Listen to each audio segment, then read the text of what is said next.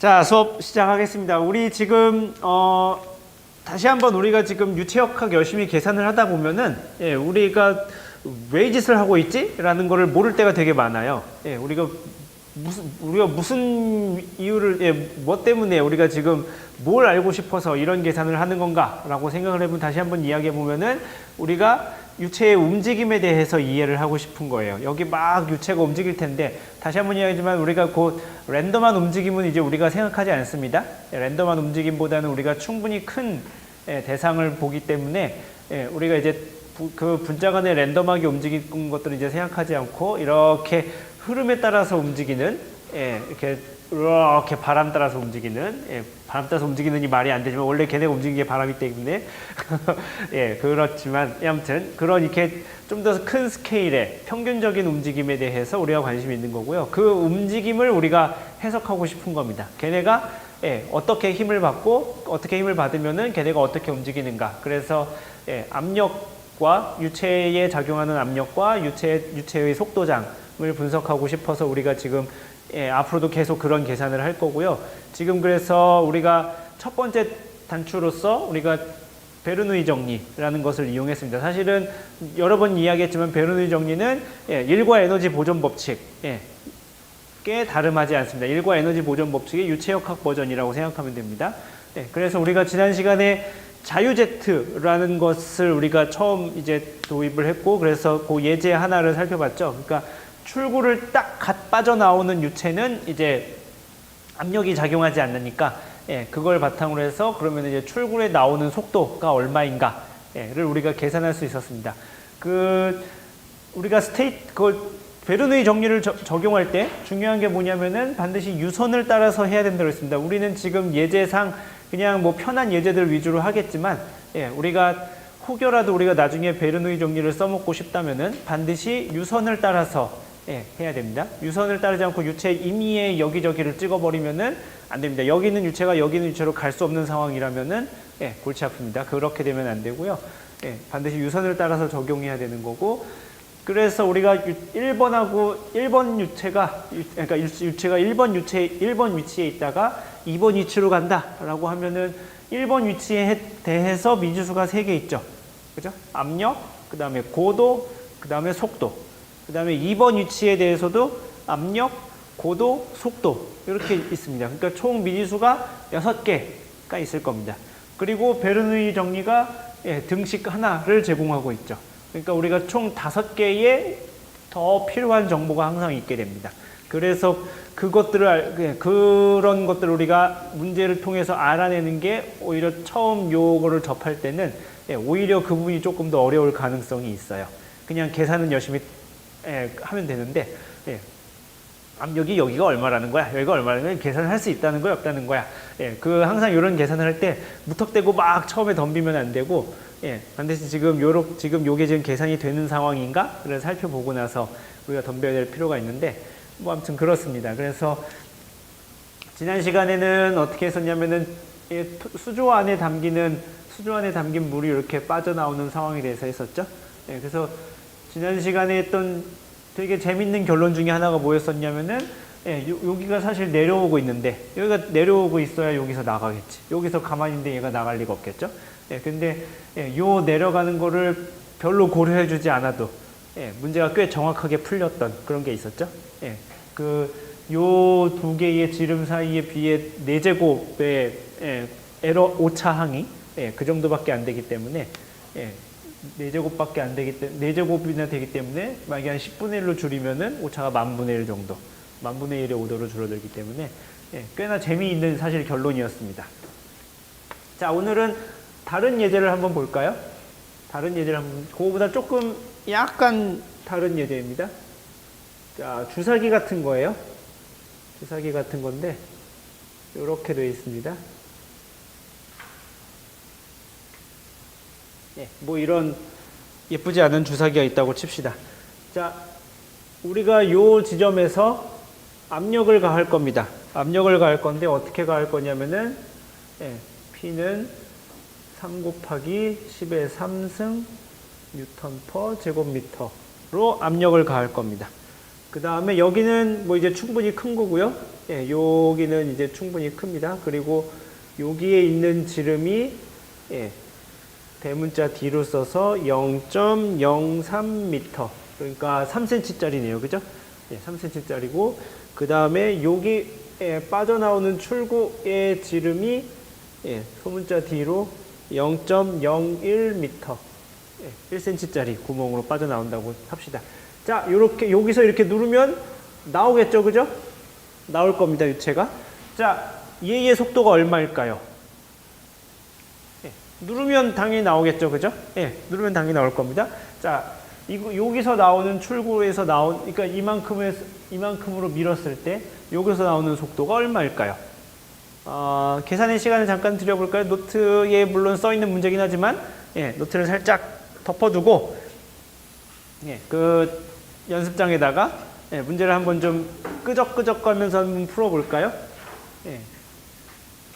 처음 시작은 예, 여기가 1번 지점일 거고 예, 여기가 아마 2번 지점이 될 거고 예, 여기 지점이 아마 3번 지점이 되겠죠. 예, 여기하고 상황이 결정이 되겠죠. 그랬을 때 우리가 유선을 이렇게 그어야 될 겁니다. 예, 요 유선을 따라서 예, 베르누이의 정리를 적용해 보는 겁니다.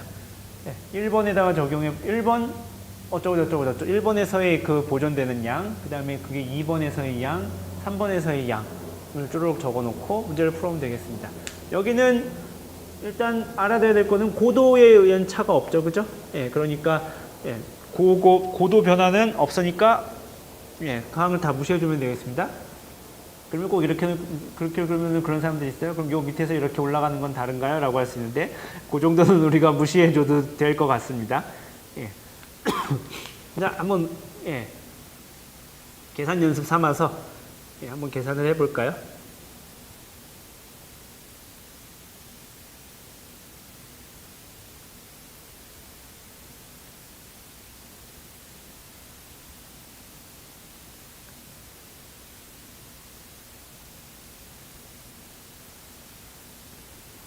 자, 제약 조건 중에 하나는 여기는 충분히 큽니다. 여기는 충분히 크고 대신 요거와 예, 요거의 B는 예, 우리가 고려를 해줘야 되는 상황입니다. 그래서 보통 여러분이 계산을 할 때 아마 P2를 알면은 예, 이 지점에서의 압력을 알면은 아마 계산이 끝날 겁니다. 예, 요거 P1이라고 합시다. P2에서의 압력. 예, 그렇게 문제를 바꿔볼까요? 예, 출구에서 나가는 속도는 사실 되게 쉽거든요.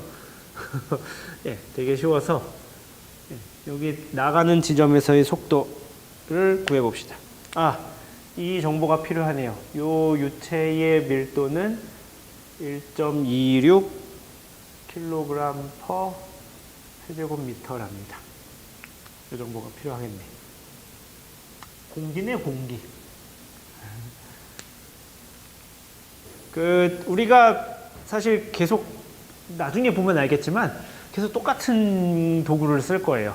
예, 그러니까 하나는 지금 그러니까 1과 에너지라는 양이 보존되는 그 베르누이의 법칙인 거고 예, 또 하나 우리가 항상 생각해야 될 게 뭐냐면은 질량 보존입니다. 그러니까 항상 어디서나 마찬가지거든요. 질량 보존, 운동량 보존, 에너지 보존. 요 세 개의 보존 방정식이 우리가 어떤 역학 혹은 물리 뭐 기타 등등과 관련된 문제를 푸는 항상 얘네 맨날 3종 세트예요. 예. 질량 보존, 운동량 보존, 에너지 보존. 예, 그렇게 되고요. 그래서 우리 지금 요 단계에서는 지금 쓰고 있는 게 베르누이 정리, 일과 에너지 보존 법칙, 그 다음에 유량이 항상 일정하게 지나가야 되는 그게 질량 보존 법칙의 유체의 역학 버전인 건데 예, 그거를 갖다 쓰면은 항상 됩니다. 한번 해보겠습니다. 네, 자, 베르누이 정리가 어떻게 되냐면 pi 더하기 2분의 1 로 vi 제곱. 죄송해요, 제가 v하고 u하고 맨날 왔다 갔다 할 거예요. 예, 그냥 그러려니 하세요. 예, 그 다음에 로 ghi는 항상 어디서나 일정해야 된다는 것이 예, 이게 베르누이 법칙이라고 했습니다. 예. 자, 그러면은 예, 1지점에서 쭉 써볼까요? 1지점에서 P1 더하기 2분의 1 로 V1의 제곱 더하기 로 GH1은 2지점에서는 예, 쭉 써보는 겁니다. P2 더하기 2분의 1 로 V2 제곱 더하기 로 GH2 더하기 3지점에서는 P3 더하기 2분의 1 로 V3 제곱 더하기 로 GH3 이렇게 되겠죠. 그죠? 그냥 뭐 줄을 쓴 겁니다. 예, 1지점에서의 양, 2지점에서의 양, 3지점에서의 는 예, 3지점에서의 양 이렇게 되는 거죠. 예, 그러면은 미지수가 9개죠. 그죠? P1, V1, H1에서 미지수가 총 9개 일단 쓰면 그렇게 되고 등식은 2개 밖에 없네요. 예, 총 7개의 뭔가 해결해야 되는 게 있습니다. 자, 하나하나 해결할 때 우리가 일단 여기 고도를 무시하기로 했으니까 다 날려줍니다. 예, 3개 날라갔고 그 다음에 P1에서는 우리가 값을 알려줬네요. 그죠?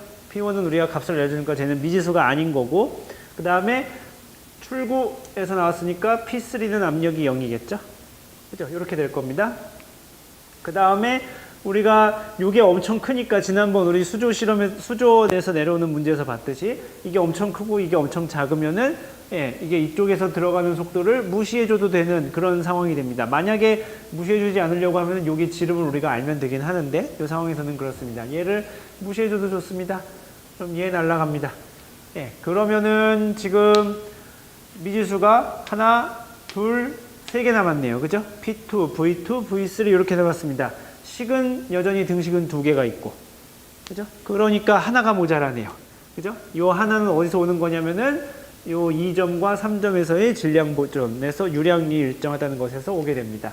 예, 요 지나가는 지름은 예, 4분의 파이 D제곱의 V2가 될 것이고, 예, 이게 4분의 파이 소문자 D의 V3여야 하겠죠.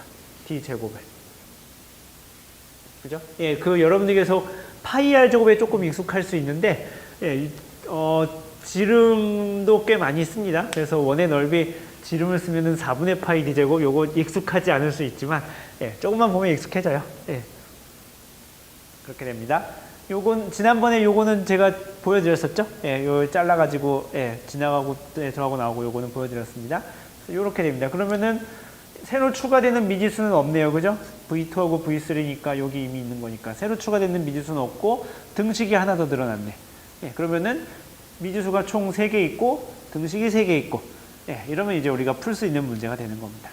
뭐, 해볼까요? 4분의 파이는 상수니까 똑같이 지워도 될 것 같고, 절차를 보는 겁니다. 절차를. 그러니까 지금 정리해 놓고 나면 P1은 P2 더하기 2분의 1 로 V2 제곱이랑 같고 그게 2분의 1 로 V3 제곱이랑 같습니다. 그죠? 그러니까 처음에는 오직 압력만 있는 거고 중간 지점에서는 걔가 압력도 받고 운동 에너지도 있고 예, 그 다음에 탈출에서는 압력은 없는데 운동 에너지만 남아있는 상태고 이렇게 되고 그 다음에 유량 보존에 의해서 예, D2제곱 V2가 D2제곱 V3랑 같고 자 그러면은 지금 우리가 P1을 알아요? P1을 알죠? 그러니까 건너뛰고 얘를 알 수 있겠네요. 그죠? 예, P1은 2분의 1로 V3 제곱이어야 되니까 우리 V3를 알 수 있겠죠. 예, 출구에서의 속도를 금방 알 수 있습니다. 그러면은 V3를 아니까 V2를 알겠죠. 그죠? V2를 알았으니까 P2를 알 수 있겠네요. 예, 예, 끝입니다. 이렇게 되는 거예요. 예, 이렇게 해서 요 차근차근 요 순서를 밟아 나가서 예, 계산만 하면 됩니다. 실제로 계산을 해보면은 답이 이건 제가 나눠드린 노트에 적혀 있는데 요 출구를 탈출하는 속도가 69m/s랍니다. 와우, 엄청 빠른데 예, 3000N으로 눌렀더니 예, 69m/s에 엄청나게 빠른 속도로 날아간답니다. 예. 이 안에 게 물이었으면 조금 이야기가 달라지겠죠? 이 안에 게 물이었으면 아마 이게 1000배 늘어났으면은 예, 이게 루트 1000분의 1 정도로 줄어들었겠네. 그럼 루트 1000이면 얼마지? 한 30분의 1 정도쯤 되겠네. 그죠? 30분의 1 정도로 줄어들면은 뭔가 그러면은 예, 유의미한, 그러니까 유의미한이라기보다는 좀 더 이렇게 우리가 실생활에 근접한 숫자가 나오는 것 같지만 공기여서 보니 69m/s가 나옵니다. 여기가 69m/s니까 요 V2를 계산할 수 있겠네요. 계산해 보니까 이게 얘는 7.7m/s 정도 나온답니다. 여기에 7.7을 그리고 집어넣으면 마지막에 이제 P2를 우리가 계산할 수 있겠죠.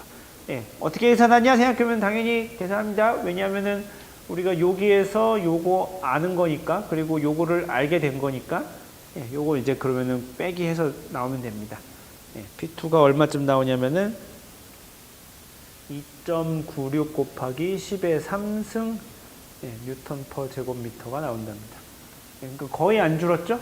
여기 3000뉴턴인데 2960뉴턴이니까 압력은 거의 줄어들지 않고, 이따가 여기에서 탈출하면서 극적으로 제로가 되는 그런 상황이라고 합니다.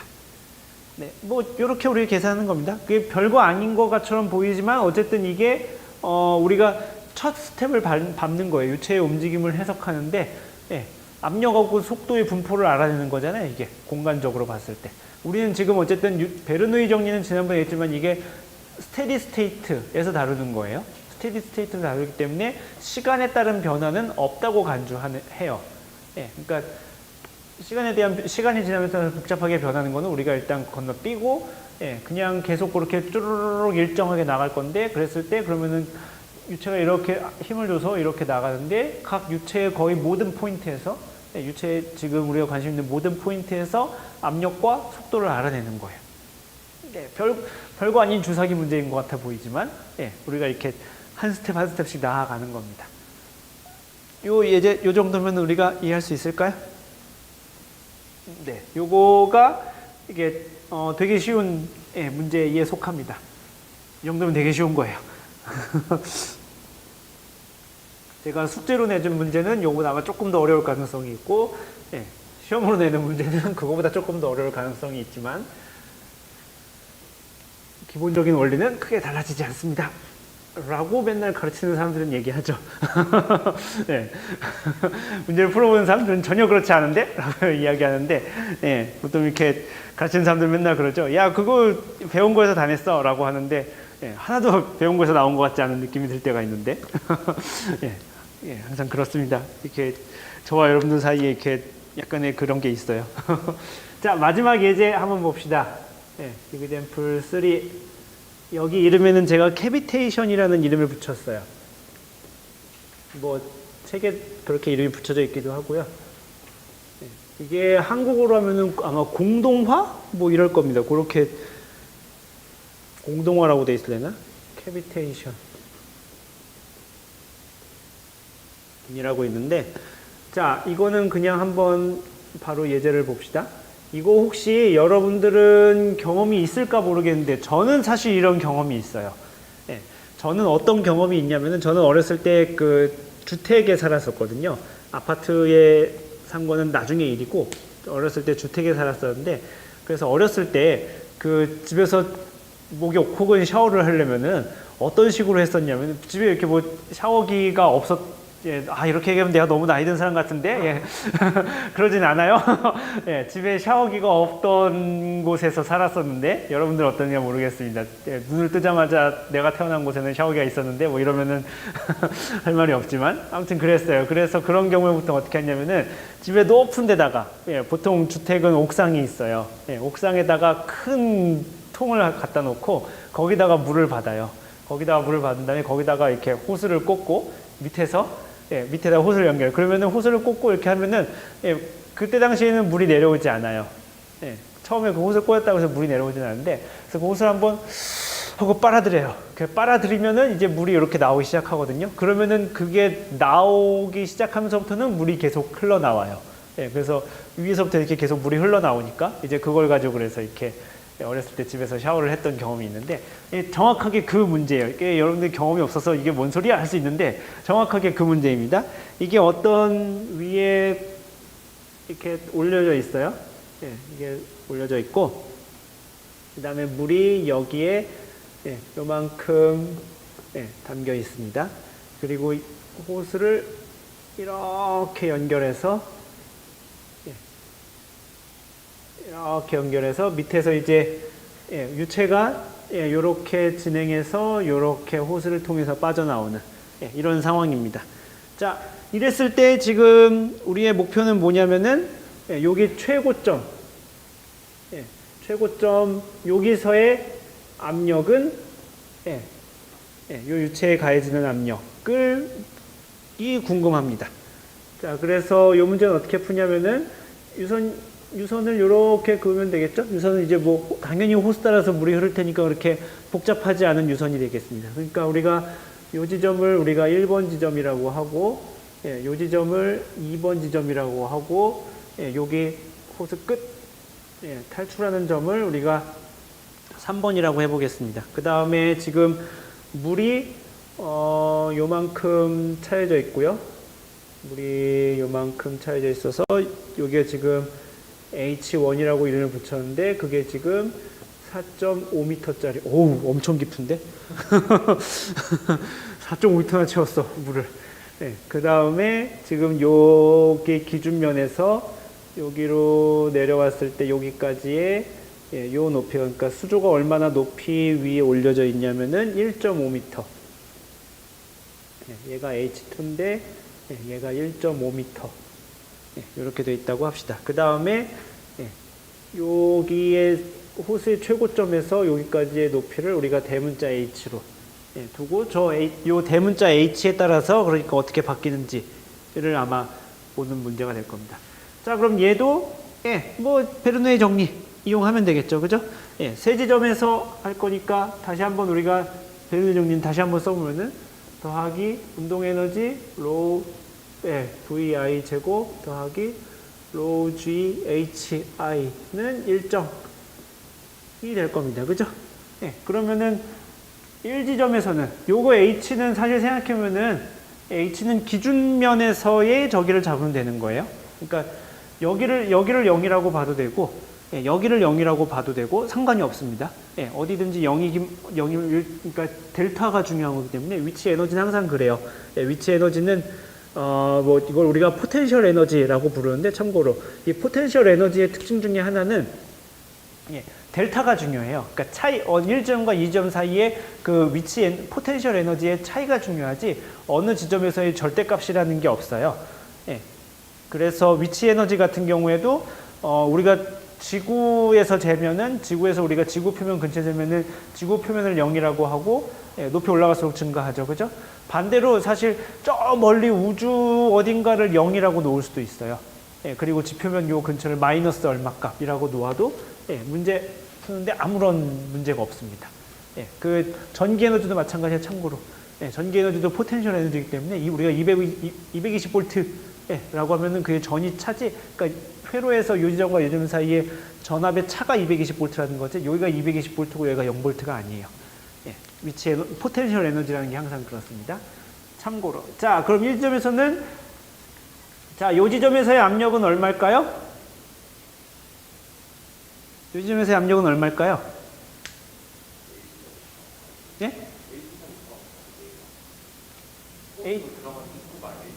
H요? 대문자 H? 예?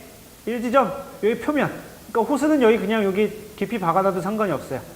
호스는 깊이 박아도 상관없고 1지점은 여기 표면이에요. 그 지금 1지점의 위치를 물어봤는데 1지점은 지금 요 물의 표면과 고도가 딱 일치하는 그 호스 안에 그 점입니다. 자, 1지점에서의 압력은 얼마일까요? 이거 잘 모르겠죠.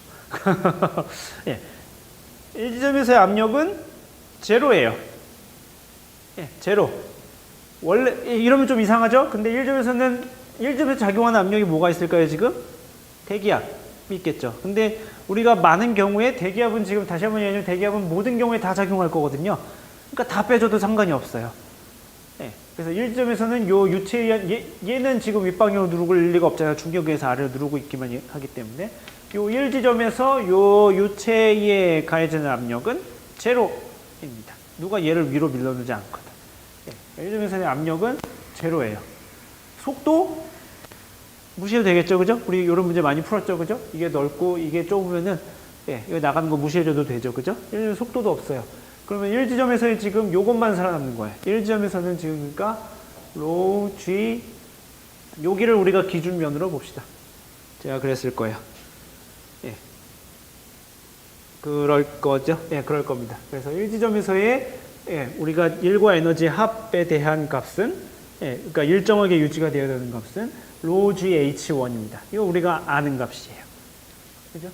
자, 이 지점에서는 예, 압력이 뭔가 있을 것이고, 압력이 그러니까 유체가 이렇게 흘러가고 있으니까 압력이 있을 것이고, 그러니까 P2가 있을 것이고, 속도도 있을 겁니다. 로 V2 제곱 있을 것이고, 그 다음에 위치 에너지는 로 G 대문자 H 이렇게 있겠죠.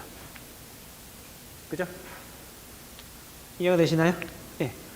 자, 3지점에서는 예, 3지점에서는 탈출해서 나올 거니까 압력은 없고, 예, 압력은 없고, 속도는 2분의 1 로 V3 제곱이 있을 것이고, 예, 여기서의 위치 에너지는 여기를 기준이라고 했으니까 이만큼 빼야 되겠죠, 그죠? 예, 이만큼 마이너스로 내려가는 거겠죠. 마이너스 로 G H2가 될 겁니다. 그죠? 이해가 되나요? 예. 여기서의 압력을 살려둔다거나 이러면은 이제 문제를 못 푸는 문제가 되는 거죠. 예, 이게 늘 이야기하지만 이런 계산 자체는 별로 어렵지 않아요. 이렇게 해나가는 과정 자체가 어려운 거지. 사실 그 다음에 계산은 산수예요. 자, 그러면은 지금 요거 1번, 2번, 3번이니까 우리가 지금 등식은 일단 두 개가 있을 것이고 모르는 게 뭐가 있나 봅시다. 모르는 거는 지금 우리 P2를 모르고 V2를 모르고 V3를 모르네요. 그죠? 모르는 건 그렇게 세 개를 모르네요. 그러니까 등식은 두 개 있는데 식이 하나가 모자라는 거죠. 예, 이러면 식이 어디서 나와야 될까요?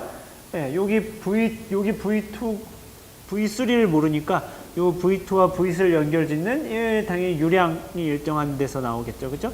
근데 호스의 단면적이 변하지 않겠죠. 그러니까 여기서의 속도와 여기서의 속도가 같아야 되겠죠. 예, 그러니까 얘를 그냥 V로 놓으면 되겠죠. 예, 따로 식 쓰지 않고 귀찮게 따로 식 쓰지 않고 누가 봐도 예, 여기 단면적이 일정하니까 예, 원한다면 식 써주면 됩니다. 여기 다 호스의 단면적을 A라고 하고 A제곱 V2는 뭐 A제곱 V3 놓으면 되는데 당연한 거지. 단면적이 여기 같으니까 당연히 속도가 같겠죠.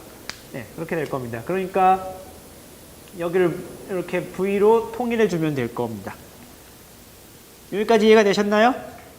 조금 시간을 드릴까요? 쳐다볼 시간을. 예. 항상 그렇죠. 그 필기할 시간도 안 주면서. 예. 다 했냐? 물어보고 이래서. 예. 한번 문제를 이렇게 째려보세요. 지금 결국, 예, 그 그림만 조금 상황이 바뀔 뿐이지, 예. 하고 있는 건 계속 똑같습니다. 1지점에서는 지금 압력이 없고, 안 움직인다고, 다시 한번 얘기하지만 얘가 엄밀히 말하면 조금 움직여야 될 겁니다. 엄밀히 말하면 조금 움직여야 될 건데, 예, 그거를 우리가 무시해줘도 되는 상황인 거고, 예, 위치 에너지만 있으니까 이렇게 되는 거고, 2지점에서는 요게 다 살아있고, 예, 3지점에서는 예, 운동 에너지와 요거 차이만 있을 뿐이고. 자, 그러면 계산하면 되겠네요. 예, 그래서 지금 미지수가 두 개가 있고, 등식이 두 개가 있으니까 해결할 수 있는 상황이 됩니다. 예, 그러면은 1번하고 3번을 연결하면은 V를 계산할 수 있겠네요. 그죠? 예, 그러니까 로 GH1이 2분의 1 로 V 제곱 마이너스 로 GH2가 되네요. 그죠? 예, 그러니까 로 나눠주고 양변에 2를 곱해주면 이렇게 되고 여기다가 넘기면 2G의 H1 더하기 H2는 V의 제곱 이렇게 되겠죠. 그러니까 따라서 V는 여기다 루트 씌운 이렇게 되겠네요. 그죠? 좀 빠른가요, 지금? 적당한가요? 예, 조금 빠르시면 빠르다고 이야기해 주세요.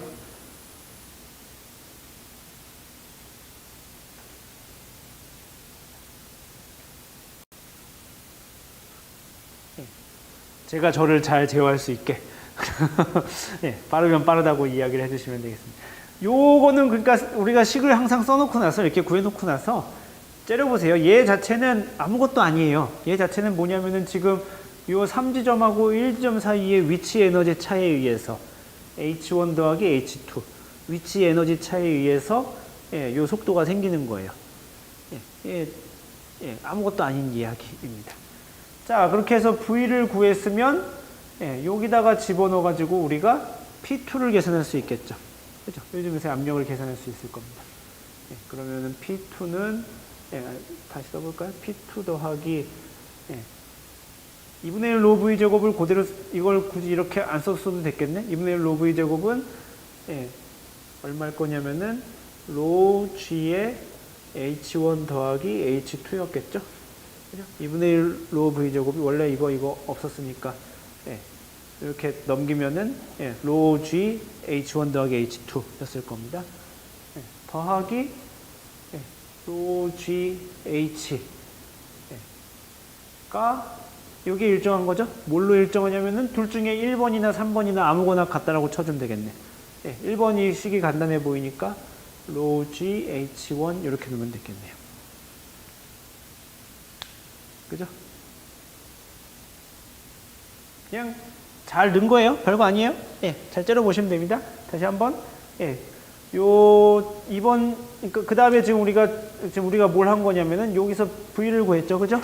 그럼 요 V를 여기다가 집어넣어 가지고 그 다음에 2번하고 1번하고 같이 해 가지고 P2를 구하겠다라는 게 우리의 전략입니다.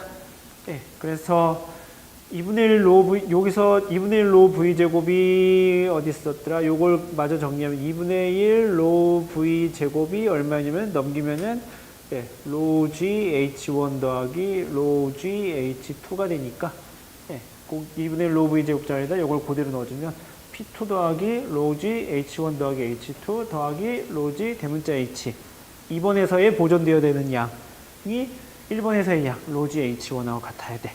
이렇게 되는 겁니다. 그러면 P2를 구할 준비가 됐죠. 로 G H1, 로 G H1 날라가겠네. 그죠? 그러면 따라서 P2는 마이너스 로 G H 더하기 H2가 되겠네요.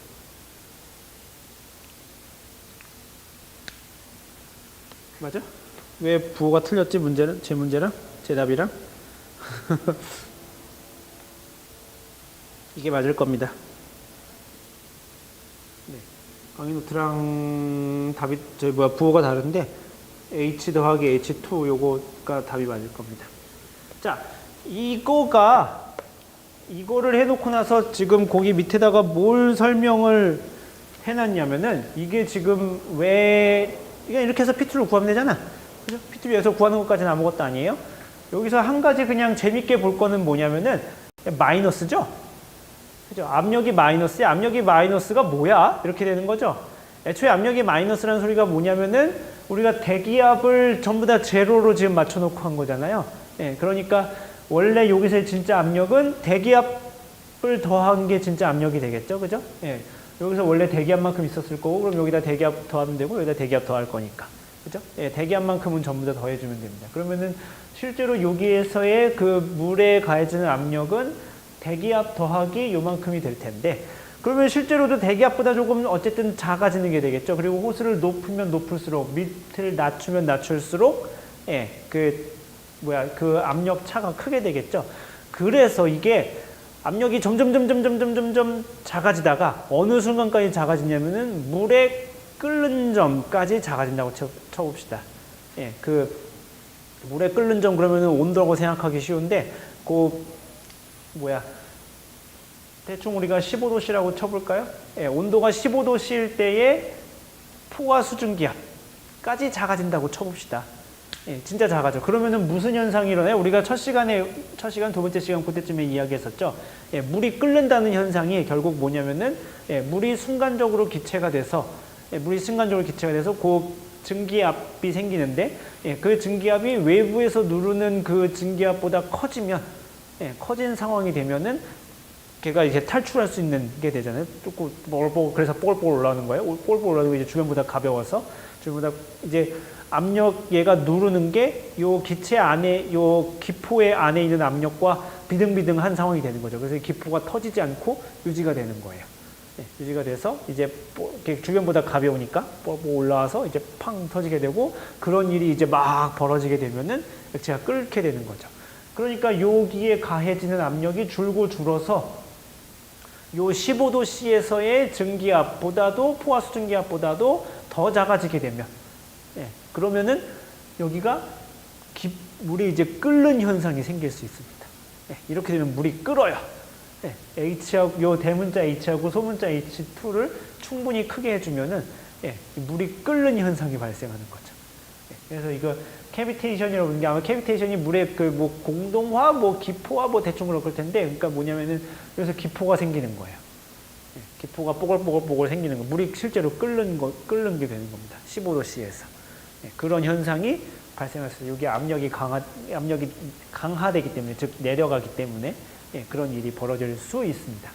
뭐 계산할 수 있어요. H2를 우리가 알고 있으니까 이 대문자 H를 얼마만큼 주어야 우리가 그렇게 될 건가 사실 계산도 할 수 있습니다. 계산을 제가 하다가 말았던 것 같은데 15도씨에서의 증기압이 이게 1765 뉴턴 퍼 제곱미터래요. 맞나? 그럴 겁니다. 그렇게 되면은 우리가 대기압이 얼마냐면은 10의 5승이잖아요. 하나, 둘, 셋, 넷, 다섯. 10의 5승 뉴턴 퍼 제곱미터죠. 1000헥토파스칼 정도쯤 되니까. 그러니까 요 압력 강화가 얼마 정도가 돼야 되냐면은 대충 계산할 수 있겠네. 9만 이게 1000헥토파스칼이 이런 거고 원래는 1013이 대기압이니까 1013.25로 해볼까? 1013.25면은 그냥 대충 10만이라고 쳐도 되겠네요. 그죠? 대충 이게 대충 오더 오브 10만 정도쯤 나오면은 저희가 됩니다. 물의 밀도가 얼마죠? SCI 단위 MKS 단위계에서 물의 밀도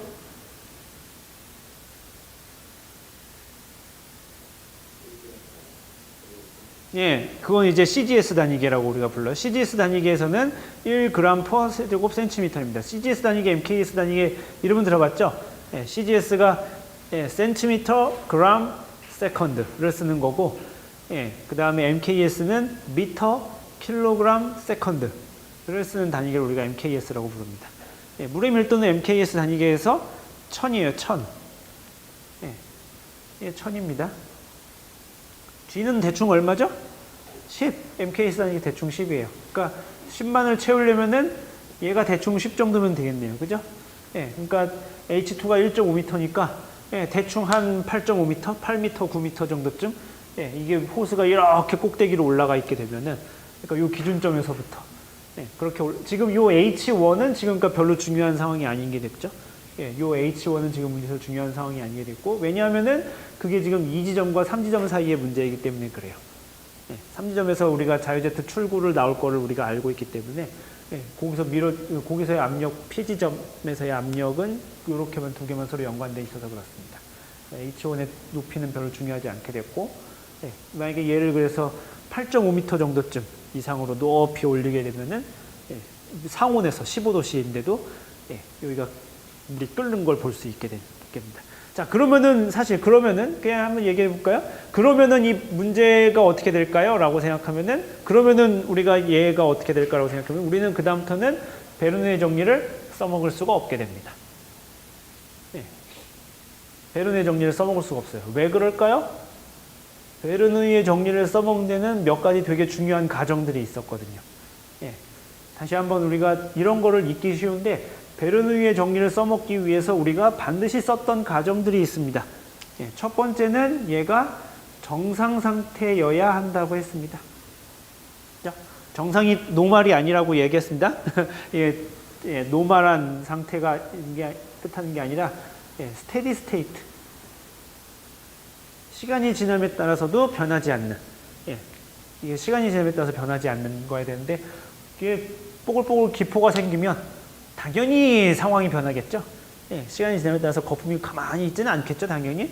막 왔다 갔다 할 겁니다. 그러니까 정상 상태가 아니기 때문에 당연히 써먹을 수 없습니다. 정상 상태가 만약에 아니라면 어떻게 되냐면은 가속도, 그 유선을 따라서 지나가는 가속도 텀, AS에 라운드 T분의 라운드 S 텀이 포함되게 되죠. 원래 이게 없었잖아요. 그죠? 원래 이걸 우리가 무시해 줄 수 있었기 때문에 식을 정리할 수 있었어요. 네, 근데 이게 살아있으니까 식을 정리를 못 할 겁니다. 정상 상태라는 조건이 필요했었고, 두 번째는 비점성. 네, 비점성 조건이 필요했었죠.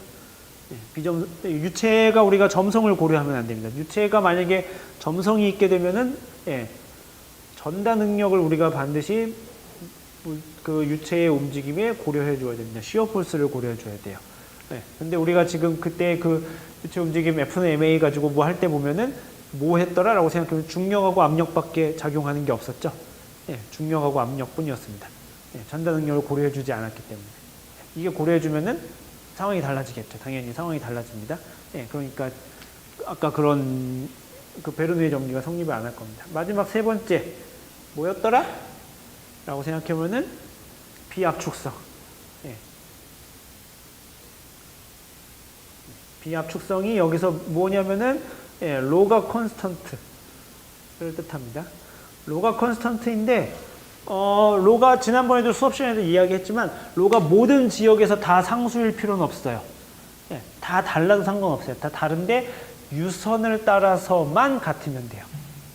로가 유선을 따라서만 같으면 됩니다. 그 지난번에서 예를 이야기했었죠. 물과 기름이 섞여 있는 상황을 이야기했습니다. 물과 기름이 섞여 있는데 생각해보면 거기 상황에서 유선을 생각해보면 물 쪽에서 유선을 그으면은 기름으로 안 들어갈 것 같지 않아요? 느낌에? 어떤 물에 있던 분자가 이렇게 기름으로 쇽 들어가는 일이 별로 벌어질 것 같지 않죠? 왜냐하면 물하고 기름하고 딱 층이 지어져 있으니까 한 번 물에 있던 녀석은 계속 물에 막 내가 막 이렇게 미친 듯이 휘젓지 않은 이상, 나는 그런 걸 못 보겠어. 막 이렇게 젖지 않는 이상, 그러지 않을 겁니다. 그러니까 그러면 이렇게 슬슬슬슬 흘러가는 경우라면은 물은 물끼리, 기름은 기름끼리 이렇게 할 겁니다. 그러니까 물하고 기름하고 밀도가 다르긴 하지만, 그 유선을 따라서만 밀도가 같아주면 괜찮습니다. 만약에 그래서 압축성이 아니면은, 로가 상수가 아니게 되죠. 로가 상수가 아니게 되고, 그래서 그러면은 저기 뭐야. 요 안에서 이게 상수가 아니기 때문에 그 D 어쩌고저쩌고 그 안에 들어가지 못하게 됩니다.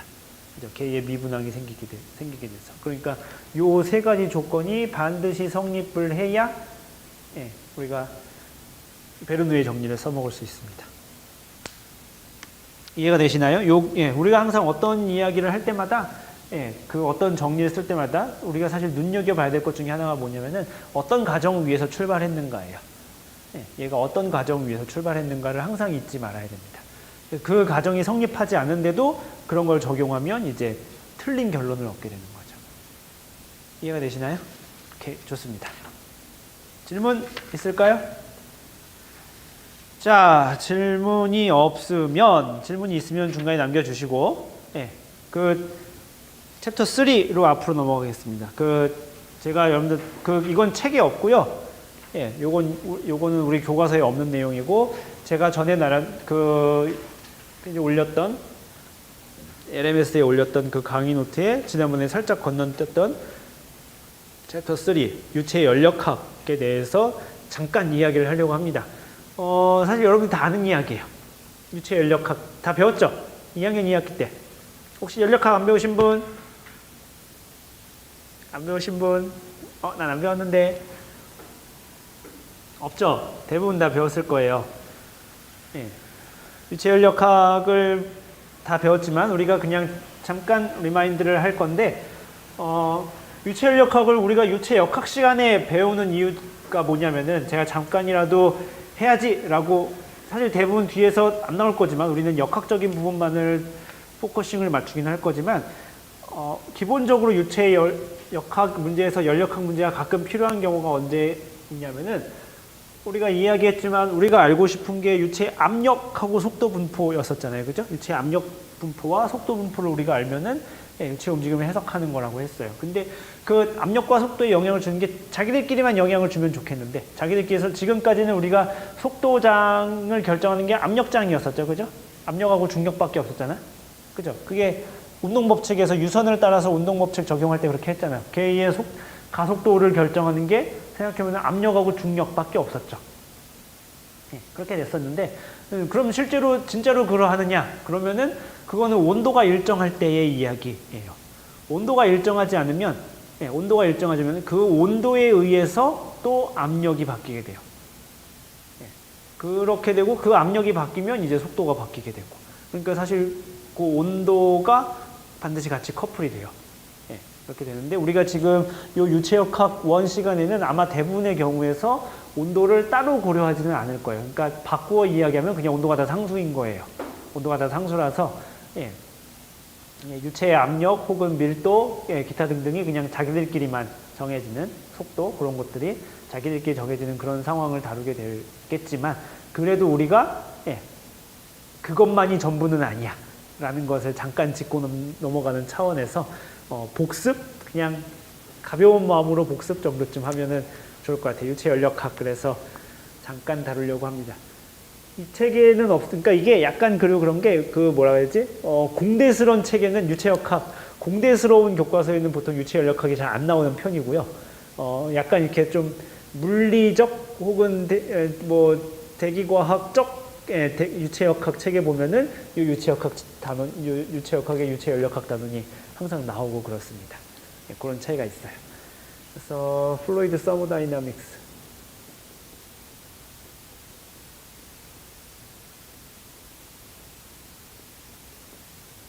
유체 연력학에 대해서 이미 우리가 연력학 수업을 했지만 간단하게 우리가 해보겠습니다. 자, 우리가 유체 연력학에서 첫 번째 항상 잊지 말아야 될 것이 무엇이냐면은 연력학 제1법칙입니다.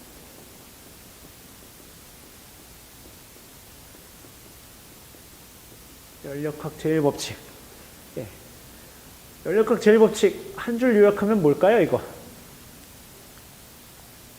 연력학 제1법칙이란?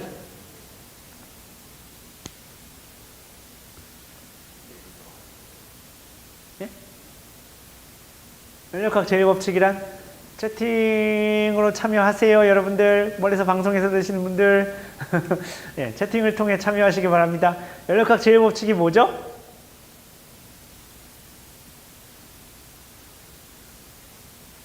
여기다가 너네가 가서 답을 해라고 이렇게 선발대를 2명을 보낸 거 아니죠?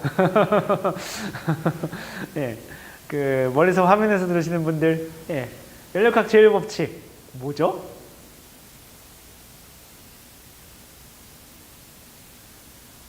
그죠? 예, 에너지 보존 법칙이에요. 예, 좀 아까도 우리가 그 베르누이 법칙도 사실은 일과 에너지 보존 법칙이라고 했잖아요. 연력학 제1법칙도 마찬가지입니다. 연력학 제1법칙도 결국 예, 일과 에너지 보존 법칙이에요. 예, 예, 그냥 줄여서 에너지 보존 법칙입니다.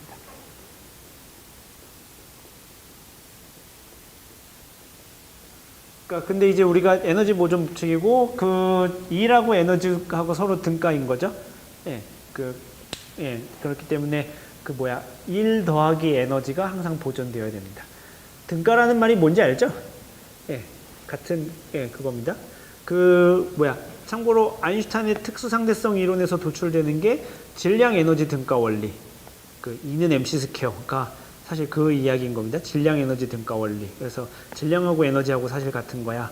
예, 라는 이야기가 E는 MC 스퀘어가 유식한 말로 하면은 질량 에너지 등가 원리입니다. 예, 그런 거고 일하고 에너지가 같기 때문에 우리가 관심 있는 유체가 하는 일과 에너지가 보존이 되어야 그 유체의 에너지가 보존이 되어야 됩니다. 그러니까 식으로 쓰면 어떻게 쓸 수 있냐면은 자 외부에서 에너지가 공급됐어요. 이걸 델 Q라고 쓸 겁니다. 외부에서 에너지가 공급되면은 그리고 유체가 한 일과 유체의 내부 에너지의 증가량의 합. 그러니까 얘가 일 더하기 에너지도 증가하고 일도 했는데 그거의 합이 외부에서 공급되는 에너지의 양과 같아야 됩니다. 참고로 요거 부호가 조금 책마다 다를 수 있어요. 이게 아주 악명 높은 건데 요 부호가 책마다 조금 달라요. 어떤 책은 밖에 있는 시스템이 밖에 있는 게 그 유체에다가 한 일로 해석할 때가 있어요. 그럼 부호가 반대예요. 밖에 있는 그 덩어리가 외부의 시스템이 그 유체를 뭐 이렇게 눌렀다든지 그렇게 해석하는 경우가 있고 또 하나는 이 유체가 그 외부에다가 한 일로 해석하는 경우가 있어요. 이 얘의 정의가 책마다 조금씩 달라요. 그렇게 되면 그래서 부호가 서로 반대예요. 얘가 외부가 관심 있는 것에 했느냐, 아니면 관심 있는 것이 외부에다가 무언가 한 거냐. 당연히 부호가 반대일 것 같죠, 그죠? 생각해보면 얘가 이렇게 10N으로 눌렀어. 그럼 나는 10N으로 눌림을 당한 거잖아, 그죠? 그렇기 때문에 부호가 서로 반대예요. 그래서 요거 책마다 조금씩 부호가 다를 수 있으니까 그거는 우리가 감안하고 어느 책을 보든지 얘는 부호가 왜 다르지? 그러면은 얘는 정의가 다른 거군 이라고 하시면 되겠습니다. 뭐 이렇게 써놓으니까 아무것도 아니죠, 그죠? 당연한 진술을 써놓은 거예요. 걔가 일을 하고 에너지가 증가한 양이 외부에서 공급되는 에너지의 양과 같다. 아무것도 아닌데, 자 여기 보면은 제가 기호를 다르게 써놨어요. 그죠? 앞에는 이걸 썼고 이걸 썼는데 여기는 이걸 썼네요. 이거 왜 다르게 했을까? 왜 다르게 한 거야? 왜 다르게 한 거야? 그래서 제가 노트에 있는 이야기를 거의 마저 마무리하면은 이 용어가 얘는 지금 뭐냐면은 heat예요. 외부의 열 에너지. added to the system. 시스템에 공급된 외부의 열 에너지고, 얘는 work done by system.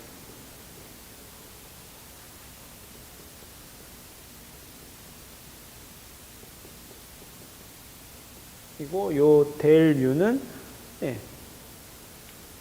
increase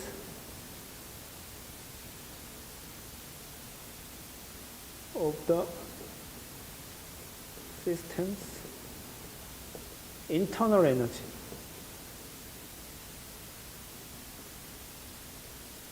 시스템의 내부 에너지라고 부르는 것. 그러니까 heat, 외부에서 열 에너지가 주어지면은 걔가 그 받으면은 일부 일을 하고 일부는 자기 내부 에너지가 늘어나고 이렇게 됩니다. 자, 여기 앞에다가 델을 붙여놨네요. 여기는 델타를 써놓고 왜 그랬을까? 심심해서? 심심해서? 라기보다는 요렇게 우리가 요렇게 여러분 대기 연력학 시간에도 아마 비슷한 내용을 배웠을 텐데, 얘하고 앞에다가 얘를 이렇게 쓰는 거는 얘는 경로에 따라서 값이 달라질 수 있어요. 일단은 이 말을 무슨 말인지 모르겠지만 일단 이렇게 써놓고 봅시다. 경로에 따라 값이 다를 수 있음. 요 델이라고 쓴 거는 그렇습니다. 제가 노트에다 뭐라고 쓸까요? Energy in transition 이라고 써놨네요. 그러니까 그 트랜지션 하는 도중에 들어가는 에너지예요. 그게 그래서 어떤 경로에 따라 달라질 수 있는데요. 요거는 요렇게 우리가 쓰면은 얘는 경로에 무관한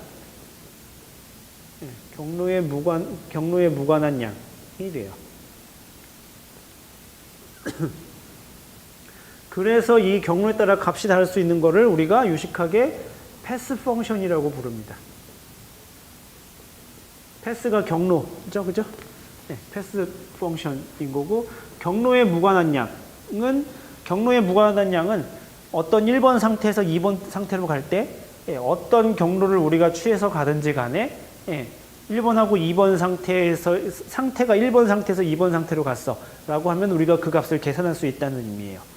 그래서 얘를 우리가 그 상태에 의존하는 함수라고 해서 스테이트 펑션이라고 부릅니다.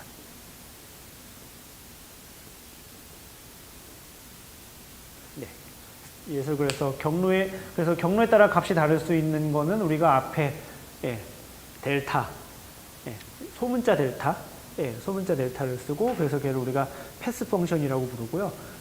요거 대문자 델타라고 쓰면은 걔는 경로에 무관한 양이 됩니다. 자, 하나 물어봅시다. 이게 사실 연력학에서 여러분들 연력학을 잘 배웠다면은 요걸 이제 이해할 수 있으면 좋은데, 물어봅시다. 자, 연력학에서, 일반적인 연력학 상황에서 독립변수는 몇 개일까요?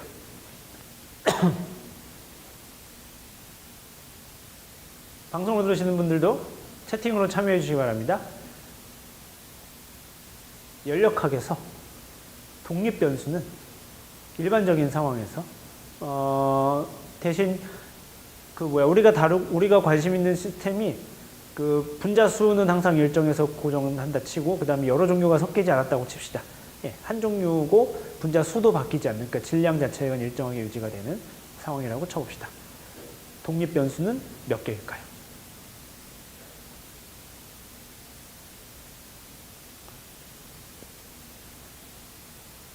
잘 모르겠으면 찍어보는 거지 뭐. 독립변수, 종속변수 개념은 알죠, 그죠? 네. 독립변수는 몇 개일까요? 자, 네, 천하제일 찍기 대회. 지금 방송으로 들으시는 12명의 학생들. 한 명 어디 갔지? 13명이 듣고 있어야 되는데.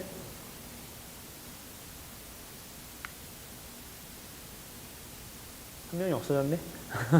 자, 아무튼. 자, 다 찍어봅시다. 12명. 연력학에서 독립변수는 몇 개일까요? 예? 몇 개? 제로? 독립변수가 하나도 없다는 소리는 그럼 그게 움직일 수, 내 맘대로 움직일 수 있는 게 바꿀 수 있는 게 없다는 소리인데?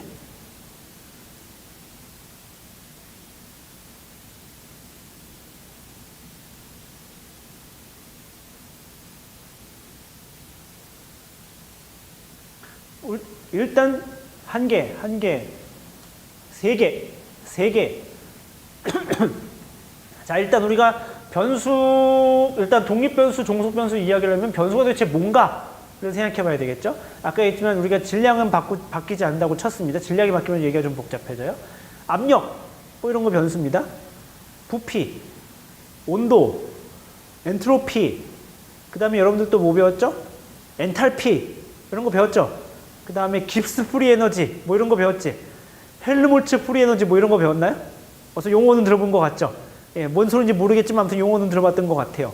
그 다음에 그냥 뭐 내부 에너지, 예, 이런 거 다 관심 있는 변수인 겁니다. 그죠? 이 중에서 독립 변수는 몇 개일까요? 라고 물어보는 겁니다.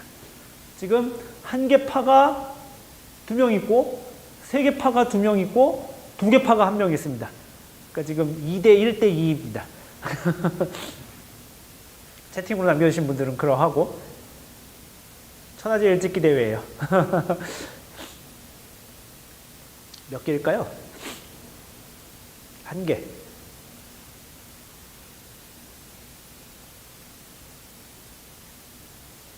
몇 개일 것 같아요? 한 개.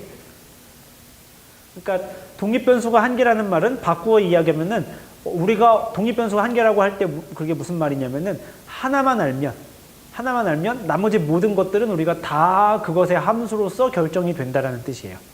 그러니까 우리가 어떤 유체 덩어리를 생각해 봅시다. 예, 질량은 우리가 정해져 있는 양을, 매스를 끄집어낸 거예요. 그럼 우리가 거기에서 하나만 알면, 가령 예를 들어서 거기에 압력값을 안다 칩시다. 그러면 나머지 것들 다 할 수 있나요? 온도, 부피, 엔트로피, 기타 등등등등등 다 할 수 있나요?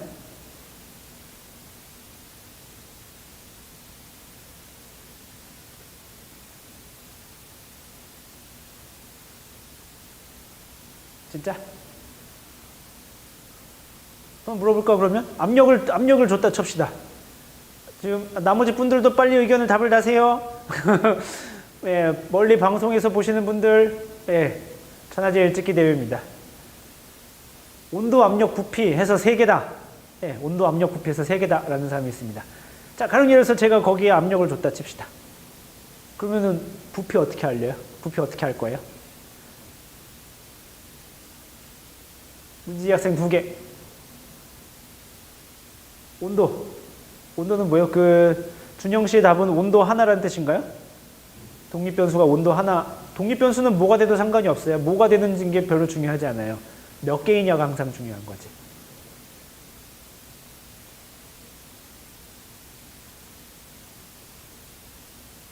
한 번도 생각해보지 않았던 문제죠, 사실. 네. 그게 뭐야? 이게 뭐지? 뭐 이럴 수 있어요. 네. 강준 3개, 김태민 3개. 대부분 이제 온도, 압력, 부피 얘기한 거죠. 온도, 압력, 부피를 아마 얘기했을 텐데, 정답은 2개예요. 네, 정답은 2개예요. 왜 그러냐면 온도, 압력, 부피가 일단 우리가 관심 있는 거죠. P, V, T인데 등식이 하나 주어져요. 그죠? PV는 nRT라는 이상기체 상태방정식이 됐든, 그건 이제 생각해보면 그건 이상기체인데요. 다른 유체는 어떻게 하죠? 다른 유체에서도 비슷한 법칙이 있어요. 굳이 꼭 이상기체가 아니어도 걔네가 걔네의 무슨 개수 이런 걸 알면은 항상 다른 그것과 이상기체와 유사한 법칙 하나를 우리가 유도해낼 수 있어요. 그러니까 그게 하나가 주어지기 때문에 등식 하나가 주어지면 변수 하나가 어쨌든 소거될 수 있죠. 그렇기 때문에 2개. 우리가 그래서 이상기체 상태 방정식이라는 게 되게 중요한 건데, 이상기체의 상태 변수 P, V, T 간에 성립해야 하는 법칙을, 근데 이상기체에 대해서 성립해야 되는 그 법칙을 알려주는 거예요. 3개인데 그 중에서 등식 하나가 있기 때문에 실제로는 2개가 돼요. 그럼 다른 거 엔트로피는 생각해보면은, 엔트로피는 다른 것들을 이용해서 계산해내는 거. 그러니까 뭐 ds는 t분의 dq 뭐 이런 게 있었죠. q는 독립변수인가 생각해보면 q는 그냥 내가 외부에서 주는 거기 때문에 이거는 어떤 변수가 아닌 상황입니다. 그리고 그거를 dq를 t로 나누면은 엔트로피가 주어지기 때문에 엔트로피도 t를 알면은 결국 계산할 수 있는 값이 됩니다. 그렇기 때문에, 그리고 뭐 조금 하면 알겠지만 델 q가 뭐 이것과 이것의 저기로 표현되기도 하고, 그러니까 q가 새로 도입되기는 하는데 얘도 그리고 우리가 다른 상태 변수로 표현할 수 있기 때문에 요 연력학 제일 법칙이라는 등식이 들어오면서 q를 우리가 계산할 수 있게 되고, 그죠? 다른 것들을 알면은 q를 계산할 수 있게 돼요. 그러면은 엔트로피의 정의 ds는 t분의 dq라는 것을 통해서 엔트로피가 계산이 되는데, 거기서 어쨌든 등식 하나 들어왔으니까 그것도 새로 증가하는 독립 변수는 아니에요. 나머지 여러분들이 알고 있는 내부 에너지 전부 다 그것을 내부 에너지 하나를 계산하기 위해서 등식 하나, 관계식 하나가 항상 딸려와요. 그렇기 때문에 새로 증가하지 않습니다. 그래서 정답은 2개입니다. 뭐가 됐든지 간에 2개예요.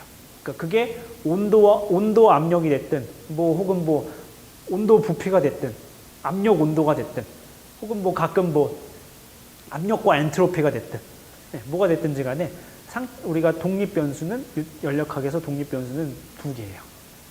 그렇기 때문에 독립변수가 2개이기 때문에, 그래서 얘의 상태가 2차원 위에 어떤 점으로 결정되는 거예요.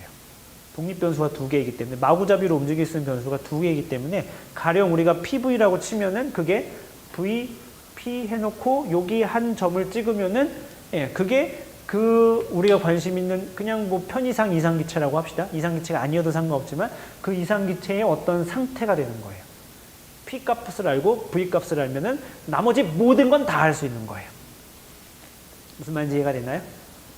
그렇게 되는 겁니다. 독립변수가 2개입니다. 그래서 우리가 1번 스테이트에서 2번 스테이트로 간다고 할 때, 그래서 경로가 많을 수 있는 겁니다.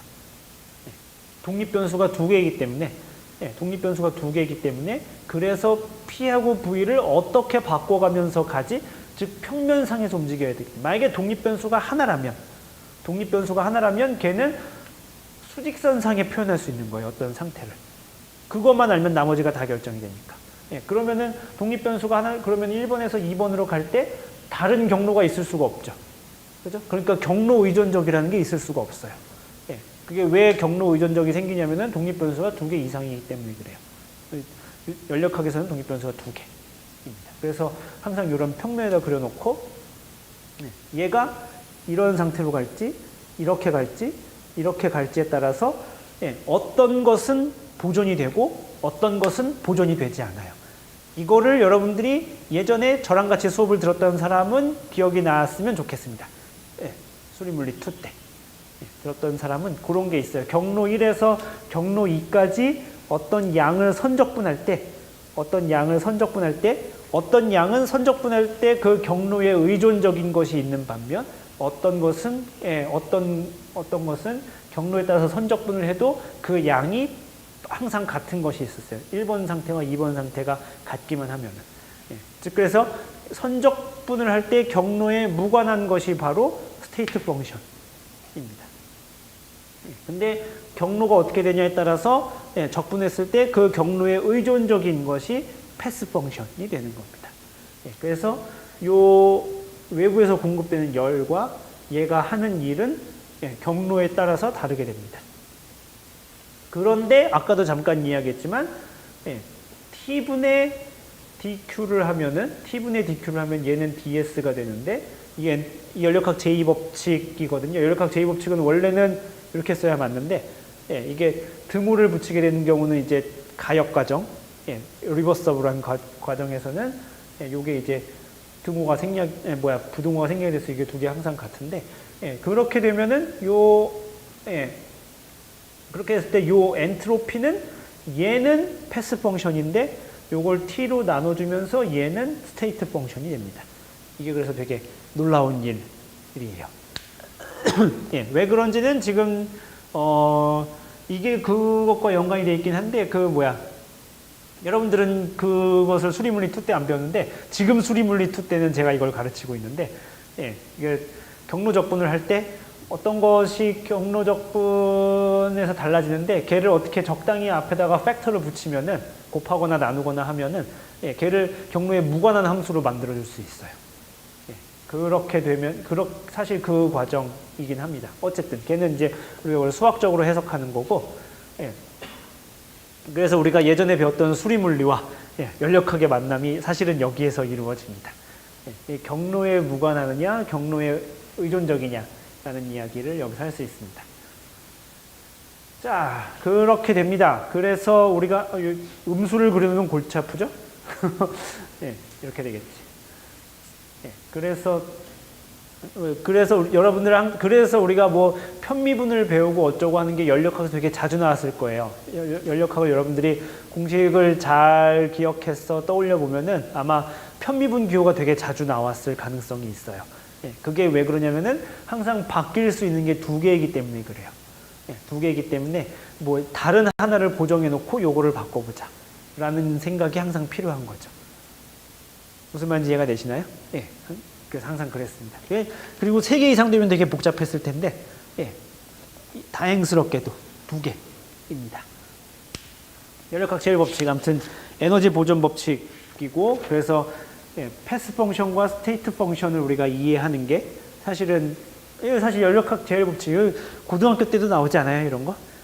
연력학 제1법칙 에너지 보존 법칙이고 열을 외부에서 가하면은 얘가 일을 하고 내부 에너지가 증가한다. 이건 고등학교 때도 나왔던 이야기예요 사실. 고등학교 과학책에 나오는 이야기인데 거기서 우리가 조금 한 발자국 더 나아가서 대학 때 배워야 될 내용 이라고 하면은 걔가 경로 의존적인가 경로 의존적이지 않은가를 우리가 조금 더 고급스러운 용어를 가지고 배워볼 수 있게 됩니다. 그래서 제가 책에다가 노트에다가 그래서 뭐라고 써놨냐면요. 이 내부 에너지의 특징은 뭐냐면은 에너지 resided within the matter라고 써놨어요. 그게 뭐냐면은 그 물질 안에 무언가 있는 양이라는 뜻입니다. 그렇기 때문에 걔가 경로 자체에 무관하고 어떤 상태가 주어지면은 걔의 양이 결정이 되는, 걔 어떤 그 물리량이 결정이 된다는 뜻입니다. 온도가 그렇고요, 사실 온도가 그렇고 엔트로피가 그렇고 그렇습니다. 자, 그렇게 되고요. 자, 그 다음에 뭘 하나 유도를 할 거냐면은 시간이 애매하네. 예. 조금 하는 데까지 해볼까요? 이게 주면은 플러스 델타 U 이렇게 된다고 했었는데 얘는 우리가 그리고 이렇게 쓰면은 뭔가 조금 이렇게 거시적인 상황이에요. 스테이트 1에서 스테이트 2가 변화가 꽤 큰 상황인 거고 우리가 얘 미소량을 취하면 미소량을 취해서 부호를 조금 바꾸면은 우리가 이렇게 표현할 수 있어요. 여기 이렇게 가면은 du 더하기 pdv는 dq라고 델q 이렇게 쓸 수 있습니다. 예. 뭐 이렇게 쓰나 이렇게 쓰나 사실 뭐 별 차이 없는 예, 그런 상황이고요. 자, 여기에서 요거 가지고 우리가 그 장난을 조금 쳐보는 게 아마 연력학 혹은 수리물리 시간에 배운 바 있을 겁니다. 어떻게 장난을 치냐면요. 여기다가 그걸 잠깐 건너뛰고 이걸 해봅시다. 요렇게 계산을 많이 하는 건데 PDV 더하기 VDP 마이너스 VDP 변수 두 개가 곱해져서 이렇게 돼 있으면은 이게 참고로 이게 왜 1은 PDV지? 라고 하는 사람들이 가끔 있었어요.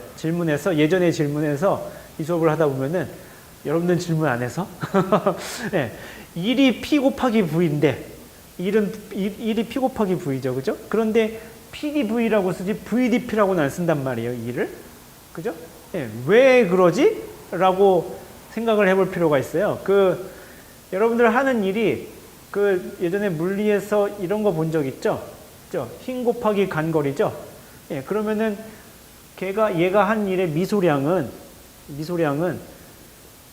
1번 FDS가 맞을까요? 아니면은 SDF가 맞을까요? 아니면은 DFS가 맞을까요? 1번, 2번, 3번. 뭐가 맞을까요? 1은 우리가 고등학교 물리 시간에 힘 곱하기 간거리라고 배웠어요. 그죠? 그럼 걔가 아주 미소하게 한 일은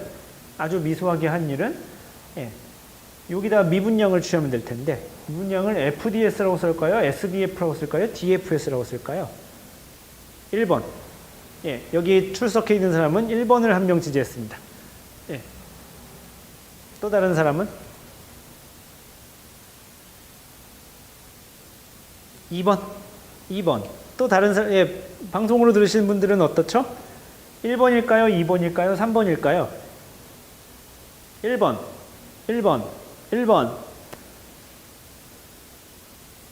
왜 3번이 아니죠? 양면에다 똑같이 D 해야 되는 거 아니야? 1번. 1번이 압도적이야. 왜 3번이 아닐까요? 다 1번이야. 한쪽으로 쏠렸어. 원사이드한 상황이 돼버렸어. 유튜브 댓글은 지금 9명이 1번을 지지했습니다. 왜 3번이 아니고 왜 1번일까요? 생각해보면은, 우리가 지금 하고 있는 무언가 상황을 생각해 볼 필요가 있어요. 내가 일을 하려면 미소한 힘을 주는 게 아니죠. 그죠? 미소한 힘을 줘서 이만큼 길을 가는 게 아니라 내가 힘을 주는 상황에서 아주 조금 끈 거죠. 그죠? 힘이 미소할 리가 없잖아요. 그죠? 힘은 얼마만큼 주는 상태에서 그 상태에서 거리를 미소하게 조금 끄는 거죠. 그렇기 때문에 물리적으로 1번이에요. 내가 하는 일은 물리적으로 표현했을 때 1번이 됩니다. 3번이 왜 아니냐면 3번은 계산해보면 1번 더하기 2번이 되잖아요. 요 2번은 실제로 일이 아니기 때문에 그렇습니다. 간거리가 이만큼 있고 힘이 변했다고? 그거는 간거리가 이만큼이고 힘이 변했다는 소리잖아. 이거는 일이 아닌 거죠.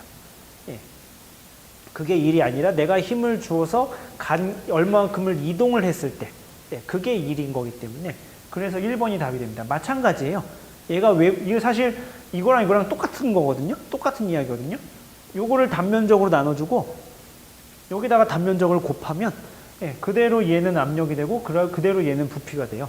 사실 그래서 지금 같은 이야기를 한 건데 마찬가지 얘가 일을 하는 것도 어떤 주어진 압력이 있는 상태에서 볼륨이 조금 미소하게 변하는 거예요. 볼륨이 조금 미소하게 팽창을 하거나 조금 줄어들거나 볼륨이 일정하게 있는 상태에서 얘의 압력이 변하고 줄어들고 하는 거는 볼륨이 일정한데 생각해보세요. 볼륨이 일정해. 근데 얘 안에 압력이 늘거나 줄거나 해. 이거는 외부 시스템에 전혀 무언가를 한 일이 아닙니다. 그렇기 때문에 우리가 일은 PV이지만 일의 미소양은 PDV가 맞는 겁니다. 이거 그리고 아무것도 아닌 것 같지만 뭐 당연한 소리네 라고 하겠지만 나중에 그래서 실제로 일을 한 양을 우리가 실제로 계산하려고 하면은 좌표축이 반드시 이렇게 생겨야 되는 거예요. Y축이 P가 와야 되는 겁니다. P를 V에 대해서 적분해 줘야 되는 거죠. 이거랑은 이야기가 다르죠? 예, 얘는 V를 P에 대해서 접근해 주는 거고 얘는 P를 V에 대해서 접근해 주는 거기 때문에 이야기가 전혀 다른 이야기입니다. 예, 볼륨이 결국 변해야 일을 하게 되는 거예요. 예, 이해가 됐으면 좋겠습니다. 예, 아무튼 그래서 이렇게들 많이 합니다. 그럼 요게 델 Q가 되고요. 예, 그래서 얘를 du 더하기 요 하나로 묶어서 얘는 D에 PV를 써줄 수 있고 델 Q 더하기 VDP 뭐 이렇게 써줄 수 있습니다. 그죠? 예, 그래서 얘를 이제 하나로 묶어서 D에 U 더하기 예, PV를 이렇게 써줄 수 있습니다. 네, 그렇게 되면은 얘를 우리가 뭐라고 부르냐면은 H라고 부릅니다. 예, 엔탈피.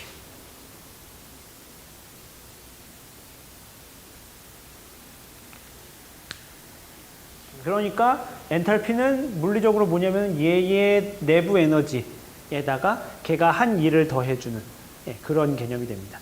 다른 뭐 깁스 프리 에너지니 뭐 혹은 뭐 헬무hol츠 프리 에너지니 그런 것들 다 똑같아요.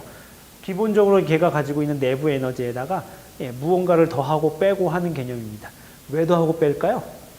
왜 만들었을까 엔탈피를? 엔탈피를 왜 만들었냐면은 예, 내부 에너지 좀 이거는 이제 그 다 연력학에서 배운 이야기인데 사실 예, 대기연력학 시간에 전부 다 배운 이야기예요. 이게 내부 에너지나 엔탈피나 그런 것들을 우리가 왜 가지고 오는가라고 생각해보면은 러프하게 이야기해서 그 시스템에서 우리가 지금 독립 변수를 무엇으로 볼 것인가에 따라 달려 있습니다. 예, 그 시스템에서 우리가 독립 변수를 뭘로 볼 것이냐, 온도, 압력, 부피, 엔트로피 중에서 예, 우리가 개의 독립 변수를 뭐로 할 것이냐에 따라서 예, 우리가 어떤 에너지가 그때마다 그러니까 내부 에너지가 4종 세트가 있는 거거든요. 내부 에너지, 엔탈피, 깁스 프리 에너지, 헬무홀츠 프리 에너지 네 종류가 있는 건데 예, 우리가 독립 변수 PVTS 중에서 우리가 어떤 것을 조합을 하냐에 따라서 그 네 가지 중에 하나가 보존이 되는 예, 그런 성질을 가지고 있습니다. 예, 그래서 그때 그 시스템에 맞게 우리가 어떤 내부 에너지를 갖다 쓰는 거예요. 내부 에너지 네 종류 중에 하나를. 뭐 이런 이야기가 있습니다. 12시가 다 됐네. 뒤에 있는 이야기는 우리가 다음에 일체 연력학을 마저 마무리 짓고요. 다음 시간에 마저 마무리 짓고 예, 다음에 이제 챕터 5를 향해서 가도록 하겠습니다. 연력학 뭐 사실 우리가 다 아는 이야기인데 그땐 미처 알지 못했지 하고 넘어가는 이야기들이 사실 배워보다 보면 좀 있어요. 연력학이 좀 그런 단원입니다. 나중에 우리가 좀 더 어드밴스된 툴을 배우고 나면은 이게 맞아 그런 내용이었네 하게 되는 내용들이 연력학 안에 되게 많이 숨어 있거든요. 그래서 그런 것들을 조금 여러분들 리마인드 시켜드렸으면 하는 바람에서 예, 내용을 잠깐 소개해드렸습니다. 다음 시간에 우리가 연력학과 관련된 내용을 마저 마무리 짓고 예, 다음에 이제 일체역학 다시 본 궤도로 올라가겠습니다. 예, 오늘 수업 듣느라 고생 많으셨습니다.